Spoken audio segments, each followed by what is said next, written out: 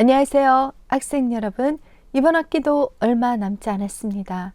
여기까지 힘차게 달려오신 여러분 수고 많으셨고요. 지금부터는 기말고사를 대비해서 기말고사 요약 정리라는 시간을 가져보도록 하겠습니다. 자, 우리가 이제 변수에 대해서 배웠었는데요. 변수는 선언되는 위치에 따라서 이제 지역 변수와 그 다음에 전역 변수로 나눠지게 됩니다. 그래서 여러분들이 이거를 구분해서 잘 알아두셔야 되고요. 지역 변수는 이제 함수 또는 이제 블록 안에서 정의되는 변수를 지역 변수, 로컬 변수라고 이야기합니다. 지역 변수는 해당 블록이나 함수 안에서만 사용이 가능하게 됩니다. 자, 그 다음에 글로벌 밸류어블이라고 해서 전역 변수라는 것은 함수의 외부에서 이제 선언되는 변수를 말합니다. 자, 전역 변수는 소스 파일의 어느 곳에서도 사용이 가능하게 됩니다. 지역 변수는 이제 특정 지역 안에서만 유효하다고 이야기했는데 다른 지역 안에 동일한 이름의 변수가 있어도 컴파일 오류가 발생하지 않게 됩니다. 자, 지역 변수의 생존 시간을 알아보도록 할 텐데요. 지역 변수는 이제 스택에 생성이 됩니다. 그리고 지역 변수는 선언된 이제 블록이 끝나면 자동으로 소멸이 되게 됩니다. 자, 그리고 매개의 변수도 일종의 이제 지역 변수에 해당되게 됩니다. 그래서 여기 함수 안에서만 사용되게 됩니다.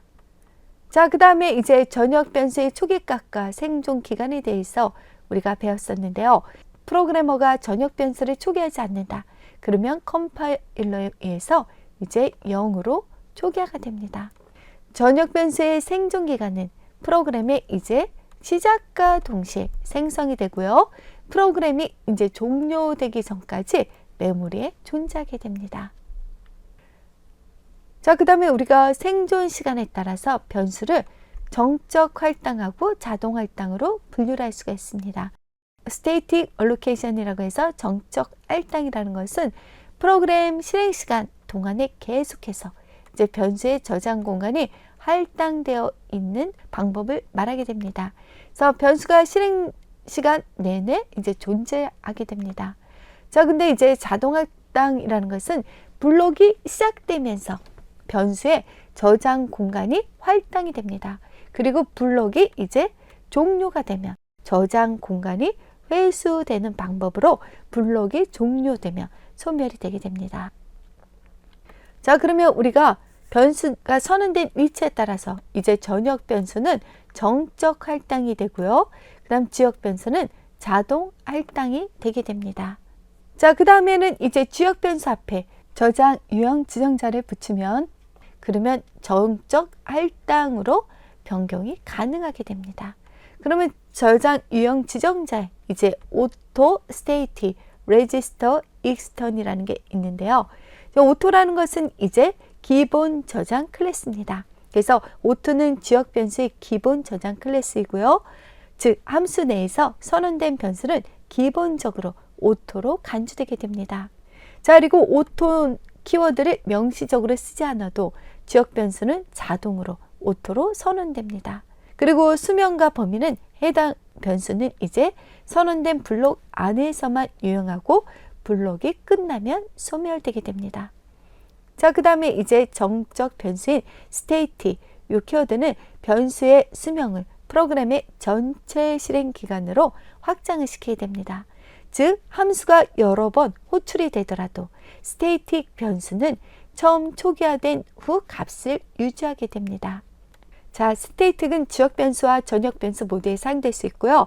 자, 지역 변수로 사용될 경우에는 프로그램 안에서만 접근 가능하지만 수명은 프로그램 종료 시까지가 되겠습니다. 자, 그 다음에 레지스터 있죠.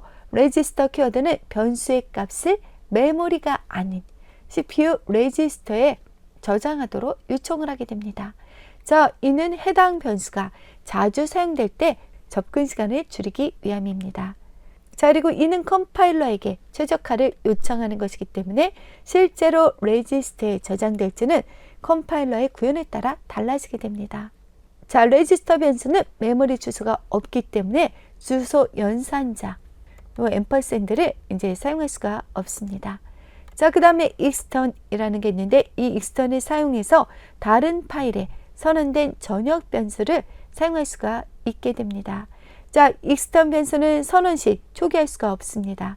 초기화는 변수가 정의된 파일에서만 가능하게 됩니다. 자, 그래서 extern 지정자는 변수가 외부에 선언되어 있다고 컴파일러에게 알리는 지정자입니다.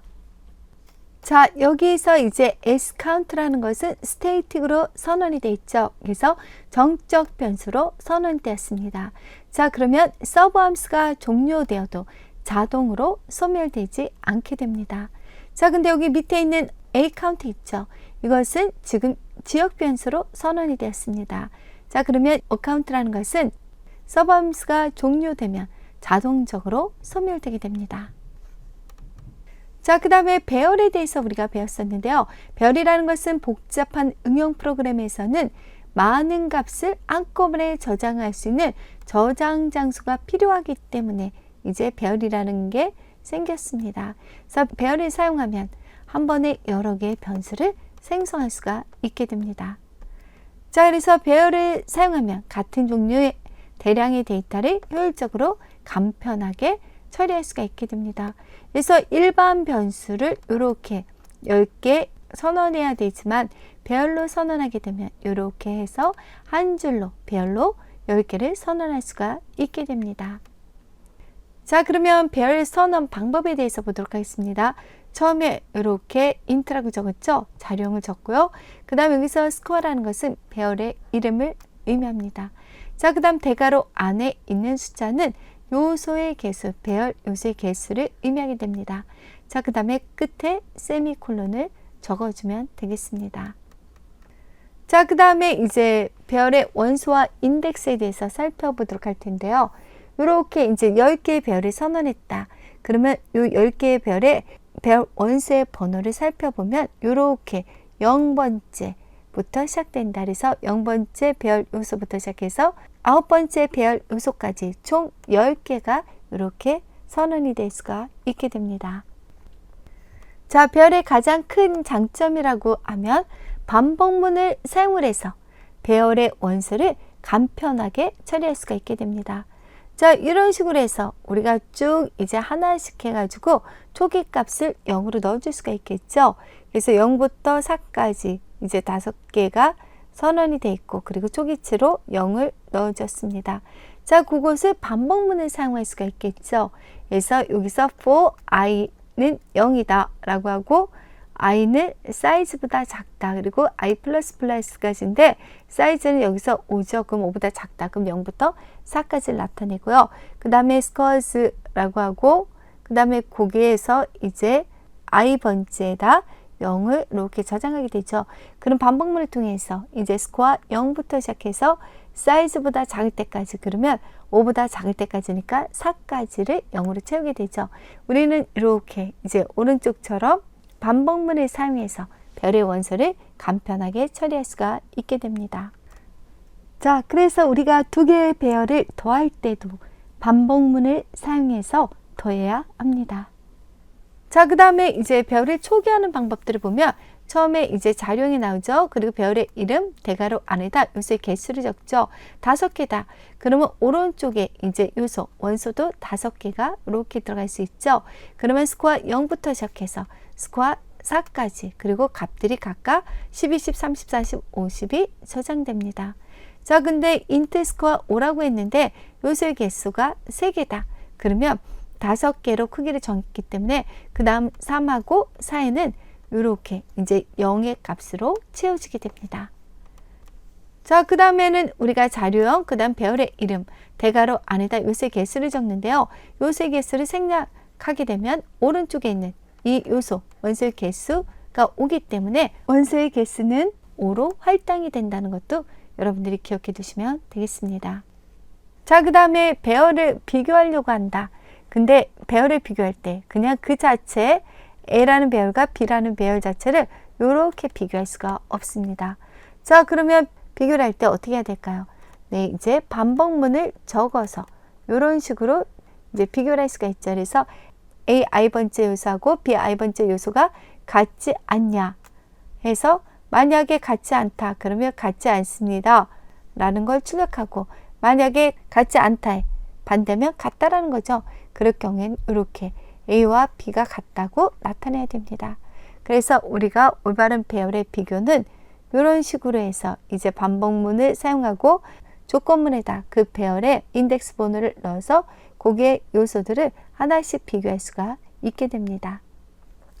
자, 그 다음에 다차원 배열을 선언할 때는 이렇게 자료형, 그 다음에 이제 배열의 이름, 그리고 그 다음 대괄호 안에 이렇게 이제 두 개를 적을 수가 있는데, 앞에 것은 행의 개수, 뒤에 것은 열의 개수로 이렇게 나타낼 수가 있습니다. 자, 그러면 행으로는 3행이죠. 그러면 첫 번째 거를 우리가 0행, 1행, 2행이라고 할 수 있죠. 그리고 열은 이제 보면 5라고 돼 있죠. 그럼 0부터 4까지 5개를 의미하게 됩니다. 그래서 0열, 그 다음에 1열, 2열, 3열, 4열이라고 해서 요 안에다가 우리가 값을 넣어줄 수가 있게 됩니다. 자, 다음은 이제 포인터에 대해서 우리가 배웠었습니다. 자, 그러면 포인터라는 것은 무엇일까요? 주소를 가지고 있는 변수를 우리가 포인터라고 이야기합니다. 자, 그리고 컴퓨터에서 메모리는 바이트 단위로 주소가 매겨져 있게 됩니다. 자, 변수의 크기에 따라서 차지하는 메모리 공간이 달라지게 되는데요. 이 차형 같은 경우는 1바이트를 차지하게 되고, 인트형 변수 같은 경우에는 4바이트, 플로트형 변수 같은 경우에는 4바이트입니다. 자, 그 다음에 이제 더블형 있죠. 더블형 같은 경우는 몇 바이트일까요? 더블형 변수 같은 경우는 8바이트를 차지하게 됩니다.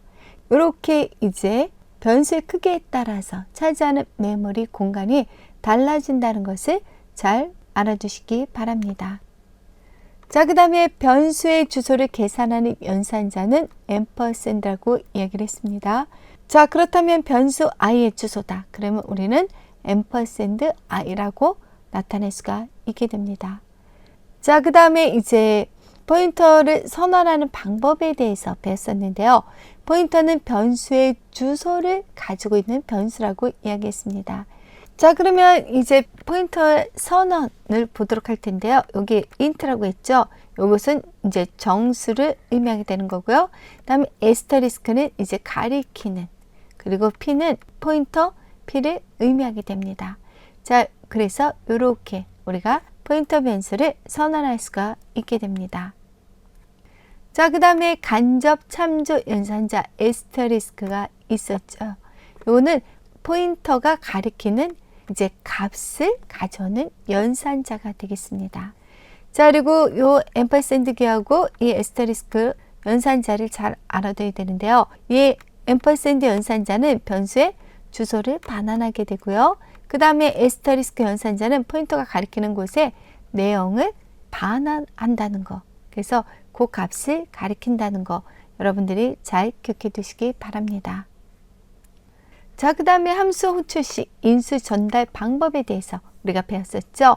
값에 의한 호출과 참조에 의한 호출이 있는데요. 값에 의한 호출은 C의 기본적인 방법입니다. 그래서 인수의 값이 4개 변수로 이제 복사가 되게 됩니다. 자, 그 다음에 참조에 의한 호출은 C 언어에서는 포인터를 흉내내서 나타낼 수가 있게 되는데요. 인수의 주소가 4개의 변수로 복사가 됩니다. 그래서 값에 의한 호출은 인수의 값이 4개 변수로 복사가 되는 거고, 참조에 의한 호출은 인수의 주소가 4개 변수로 복사되게 됩니다. 자, 그 다음에 이제 여러분들이 또 잘 기억해야 될 것은 포인터와 배열의 관계를 잘 알아둬야 되겠죠. 그래서 배열과 포인터는 아주 밀접한 관계를 가지고 있게 되는데요.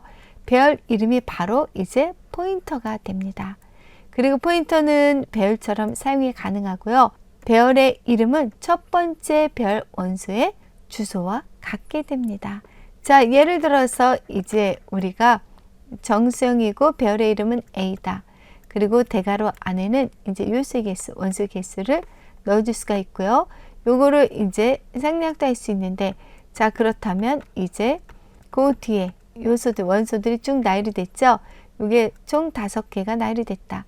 그럼 여기서 요소의 크기로 여기다가 뭐를 집어낼 수 있을까요? 네, 5라고 집어낼 수가 있겠죠. 자, 그리고 이제 O라고 집어넣을 수도 있지만 이렇게 생략하게 되면 기본 오른쪽에 있는 원소의 개수가 자동으로 처리가 되게 됩니다. 자, 그 다음에는 우리가 이제 이렇게 프린트 F라고 적고요. 여기서 이제 배열의 이름인 A를 출력해 보도록 할 겁니다. 자, 배열 이름이 바로 포인트라고 이야기했기 때문에 여기서는 이제 주소를 출력해야 되죠. 그래서 여기다가 이제 %P라고 이렇게 주소를 나타내는 형식 지정자 %P를 적고 그다음에 A를 적죠. 그러면 배열의 이름을 포인트처럼 우리가 사용할 수가 있게 되고 여기서의 결과는 A에 이제 주소가 출력되게 됩니다. 그래서 예를 들어서 주소가 이제 1000이다. 그러면 여기서 1000이 출력되게 됩니다. 자, 그 다음에 이제 우리가 프린트문을 또 적을 수가 있고요. 그 다음에 여기다가 주소를 나타낸 P 그리고 여기다 A 플러스 1이라고 적었어요. 그러면 A 플러스 1의 결과를 출력을 해줘야 되는데 주소로 출력이 되죠. 그래서 요것의 의미는 A1의 주소를 나타내달라. 그럼 예를 들어서 A가 1000이다. 그럼 A1의 주소는 여기에 정수형일 때는 몇 바이트 차지한다 했죠? 4바이트를 차지하게 됩니다. 자, 4바이트를 차지하니까 여기 1000에서 4바이트를 더한 1004가 되겠습니다. 4바이트 증가된 값을 나타내주면 되겠죠. 자, 그 다음에 여기서 우리가 또 출력을 할 때 프린트 F 그 다음에 여기다가 %D 그 다음에 여기다 출력할 것은 에스터리스크 A다. 요것의 의미는 우리가 배열의 이름이 포인트라고 했기 때문에 이제 배열의 이름이 가리키는 것의 내용 에스터리스크 A를 출력하면 A0에 있는 원소와 같게 됩니다. 그래서 여기서의 결과는 A0의 원소인 1이 됩니다.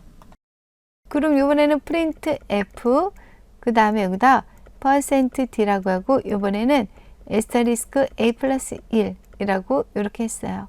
그럼 요거는 뭐가 같을까요? 네, 여기 별표, 요 별표 그 다음에 A 플러스 1은 A의 1과 같기 때문에 A1에 해당되는 요 값이 있죠. 요게 A1이죠. 앞에 건 A0부터 시작되고요. 그래서 A1과 같기 때문에 여기서 지금 여기는 2죠. 그래서 2가 출력되게 됩니다. 자, 그 다음 배열을 함수의 인수로 전달하는 방법들을 우리가 배웠었죠. 함수 원형을 정할 때 함수 매개 변수는 배열의 크기를 생략하고 선언하거나 이제 배열 원수에 대한 푸트형으로 선언이 됩니다. 그래서 이렇게 보면 여기서 배열의 크기를 생략하고 선언할 수 있고 배열 원수에 대한 포인트형으로 선언할 수가 있게 됩니다. 자, 이 두 문장은 항상 같은 뜻이기 때문에 둘 중 한 가지로 선언을 해주면 되겠습니다. 자, 그 다음에 함수 코드를 작성할 때 별의 크기가 필요하면 별의 크기도 이렇게 이제 매개 변수로 받아와야 됩니다.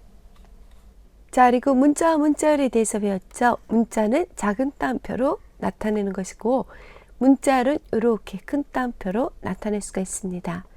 자, C 언어에서 A라는 것은 변수의 이름으로 간주하고요. 작은 따옴표는 문자 A를 나타내고 큰 따옴표는 문자 A만으로 이루어진 문자를 나타내게 됩니다. 자, 그 다음에 문자의 끝을 나타내는 게 널문자라 그랬죠. 그래서 문자를 어디서 종료되었는지 알 수 없기 때문에 반드시 이렇게 문자의 끝을 나타내는 널문자를 써주면 되겠습니다. 자, 그 다음 문자 배열을 초기화하는 방법을 여러분들이 알아두면 되겠습니다. 자, 그러니까 문자 배열이니까 여기다 자, 그 다음에 배열의 이름, 그 다음 대괄호 안에다가 이제 크기를 적어주죠. 그럼 여기서 보면 여기 문자 하나씩을 이렇게 나열해주고 마지막에 널문자를 적어주면 되고요. 자, 밑에도 그 다음에 이게 str 배열의 이름 사라고 했죠. 그리고 여기다가 이제 큰 따옴표를 쓰고 ABC 그리고 마지막 널문자까지 해서 이게 4가 됩니다. 자, 그 다음에 여기서 만약에 str 4라고 이렇게 되어 있는데 오른쪽에 보니까 ABCD EF라고 되어 있죠. 자, 그러면 여기서는 ABCD가 str 배열의 원소가 되겠습니다. 자, 그리고 문자 입출력과 문자 입출력 라이브러리에 대해서 알아두면 되겠습니다. 문자 입출력 라이브러리에서 get차와 put차가 있는데요. 이 get차는 하나의 문자를 읽어서 반환하게 되고 put차는 저장된 이제 문자를 출력하게 됩니다. 자, underscore get ch는 하나의 문자를 읽어서 반환하게 됩니다. 자, 근데 get ch 같은 경우는 버퍼를 사용하지 않게 됩니다. 자, 그리고 underscore put ch도 저장된 문자를 출력하게 되는데 버퍼를 사용하지 않게 됩니다. 그래서 앞에 있는 것들은 여기 있는 것들은 버퍼를 사용하게 되고 뒤에 있는 것들은 버퍼를 사용하지 않게 됩니다. 자, 그리고 get s는 문자를 입력할 때 사용하고요.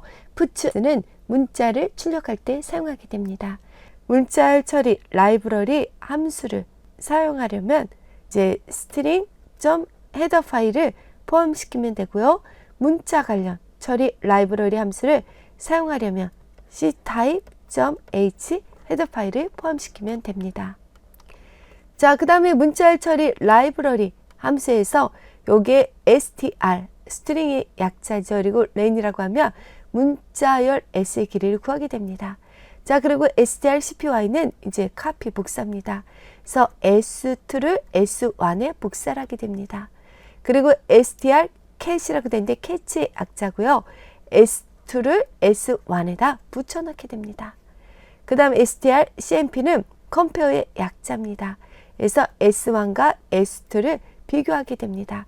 그래서 두 개의 문자열이 같은지 검사하게 되고 문자열이 같다. 그러면 0을 반환하게 되고 그리고 s1 앞에 있는 값이 s2보다 사전 순서에서 뒤에 오게 되면 양수를 출력하게 되고요. 그 다음에 s1이 s2보다 사전 순서에서 앞에 오게 되면 음수를 출력하게 됩니다. 자, 그 다음에 str, chr 그러면 요거는 문자열 s 안에서 문자 c를 찾게 되고요. str, str은 문자열 s1에서 문자열 s2를 찾게 됩니다. 자, 그 다음에 구조체라는 걸 배웠죠. 그래서 구조체라는 것은 여러 개의 변수들을 묶어서 그리고 새로운 자료형을 만들 수 있는 방법입니다. 자, 그 다음에 구조체를 선언하는 방법입니다. 그래서 구조체를 선언할 때 사용하는 키워드는 struct고요. 그 다음 구조체의 이름, 우리가 태그라고 하는데 구조체 이름 쓰고 그 다음에 이렇게 중괄호 열고 닫고 뒤에는 세미콜론을 적습니다. 그 다음에 여기 안에는 구조체 멤버들을 이렇게 적어주면 되겠습니다. 자, 그 다음에 이제 구조체와 포인터에 대해서 여러분들이 알아두시면 되는데요. 이렇게 이제 우리가 점을 사용할 수 있는데 에스테리스크 P 그리고 점 넘버라고 이렇게 적게 되면 포인트 P가 가리키는 구조체의 멤버 넘버를 의미하게 됩니다. 자, 그리고 또 한 가지 방법은 이렇게 이제 화살표로 나타낼 수 있죠. 그래서 포인트 P가 가리키는 구조체 멤버 넘버를 의미하게 되고요. 위에 있는 거랑 같은 의미가 되겠습니다. 자, 그 다음에 구조체를 함수의 인수로 전달하는 경우인데요. 구조체 이제 복사분이 함수로 전달되게 되고요. 그래서 구조체의 크기가 크다. 그러면 시간과 메모리가 소요되게 됩니다. 자, 그 다음에 공용체라는 거에 대해서 배웠는데요. 같은 메모리 영역을 여러 개의 변수가 공유하게 됩니다. 그래서 공용체를 선언하고 사용하는 방법은 구조체와 비슷하게 되고요. 앞에 유니온이라는 거를 쓴다는 거, 그걸 알아두시면 되겠습니다. 자, 그 다음에 열거형이라고 해서 변수가 가질 수 있는 값들을 미리 열거해 놓은 자료형을 말하게 됩니다. 자, 그 다음에 타입 diff라는 것은 프로그래머가 자신이 필요한 자료형을 정의해서 사용할 수가 있게 됩니다. 그래서 기본 자료형에 새로운 자료형을 추가할 때 우리가 사용할 수가 있게 됩니다. 그래서 타입 diff 그 다음에 여기다 unsigned char라고 돼 있죠. 이것은 기존의 자료형. 그 다음에 이제 여기 바이트는 이제 새로운 자료형이 되겠습니다. 자, 그래서 타입 diff를 사용해서 구조체를 새로운 타입으로 정의를 하려고 한다. 그러면 이제 타입, 그 다음에 diff, 그 다음에 struct, 그 다음에 중괄호, 그리고 여기 안에다 내용 적고, 그 다음에 여기다가 새로운 이제 타입의 이름을 적고, 그 다음에 세미콜론을 적어서 이 형식을 사용해 주면 되겠습니다. 자, 그래서 여기까지가 이제 기말고사의 범위가 되겠습니다. 여러분 한 학기 수고 많으셨습니다. 마지막까지 열심히 하셔서 좋은 결과 있기를 바랍니다. 자, 끝까지 화이팅 하시기 바랍니다. 감사합니다.